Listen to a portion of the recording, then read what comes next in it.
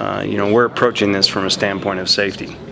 We've had incidents with vehicles on this road, and regardless of what the outcome is, it's all in the best interest of the citizen. Only safety preservation is not your concern? Well, I wouldn't go that far. We're here today to have our scoping and stakeholders meeting on the proposed improvements to the Chaco Canyon Road, County Road 7950. We've hired URS as our consultant to do the environmental document on this project. It's important to understand in this process that this is a county road. San Juan County has a legal obligation to maintain a safe and serviceable roadway for the motoring public. Certainly, they have received a number of complaints from various roadway users over the past several years. In terms of the National Historic Preservation Act and the level of ethnographic and archaeological analysis, my question is, in terms of 106 compliance, was there 106 compliance with the first 3 miles that were chip sealed of County Road 7950?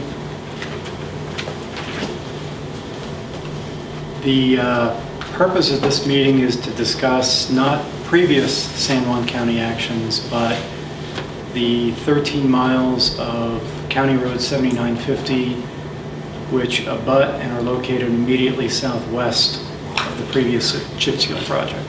So, there are issues related to Chaco that infusions of federal money to build a project don't necessarily deal with. Right now, Chaco receives very few visitors by bus. Our facilities are sized for visitors arriving in individual cars, or perhaps, you know, a 9 or 12 passenger van. But we don't, by and large, get large numbers of visitors via bus. If the road's paved, if there's an all-weather crossing of Escobado Wash, we're really concerned about the possibility of a lot of bus traffic. We cannot currently accommodate those folks, and we don't think that Chaco culture and the visitor experience people have come to expect at Chaco culture can be maintained with significant changes in visitation. As a consequence, the park has applied for, and we found out last month, that we've been successful in getting money through the National Park Service to look at a carrying capacity study. The carrying capacity study will help us understand who our visitors are, how they get there. And this is the sort of controversial part. What we may well end up doing as a result of that carrying capacity study is implementing strategies that would limit visitation. we schedule for purposes that are related to staffing and budgets and, quite frankly, profit. Good afternoon. My name is Ron Maldonado, and I represent the Navajo Nation Historic Preservation Department. Initiated all of this about a month ago, and my question is why Federal Highways has not initiated consultation on this project. If you've been working on it for a month already, you already have planning, designing, we have all these road things, maps and everything showing it, and you have yet to consult with any of the tribes. So it's my question to Federal Highways.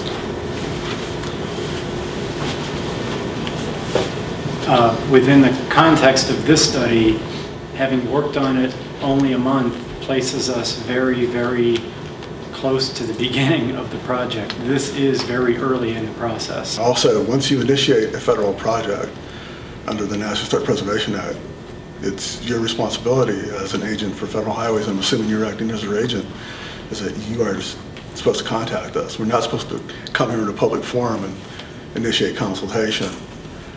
So when you decide we're going to do a project on the Navajo Reservation, you should contact us and let us know you're going to do it. I shouldn't have to come here to a public forum and then you tell me, well, we'll eventually get a letter out to you. I've dealt with Federal Highways before. I've dealt with New Mexico DOT before, and you know, this is, it just doesn't make any sense that I'm here in a public hearing having to get information on this road in a public hearing rather than in a formal consultation letter. Mike, what did you think about the scoping meeting? Well, I'm Mike Eisenfeld from the San Juan Citizens Alliance, and we're here today for a stakeholder scoping meeting for the National Environmental Policy Act. Work to be done for County Road 7950, which goes out to Chaco Canyon. And we're here as an entity that's concerned about some of the impacts of Chaco Canyon and the dynamics of what's being proposed here. Is it improvements to the road? Is it paving? Is it a no-action alternative? Who's been consulted? Today we're kind of hearing that the URS Corporation and Tasha Consulting out of Albuquerque are coming up here telling us that they don't really know much about the area and their motives for working on this project, having won the contracts, seem to be to get in here and get out as fast as possible. And when asked about how long the process is going to take, they don't really seem to understand their responsibilities at the onset of a project, which is to consult with tribes, consult with cooperating agencies to establish cooperating agency status. It doesn't appear that they've followed the procedural requirements thus far that one would expect for a contract awarded over I believe 2 months ago. So we'll see how they do, and we'll be on them the whole way, because we feel like there's no justifiable means for doing anything until Chaco Canyon finishes their carrying capacity study. And the carrying capacity study is an integral part of any NEPA document that they would be doing in terms of any improvements or anything done to County Road 7950.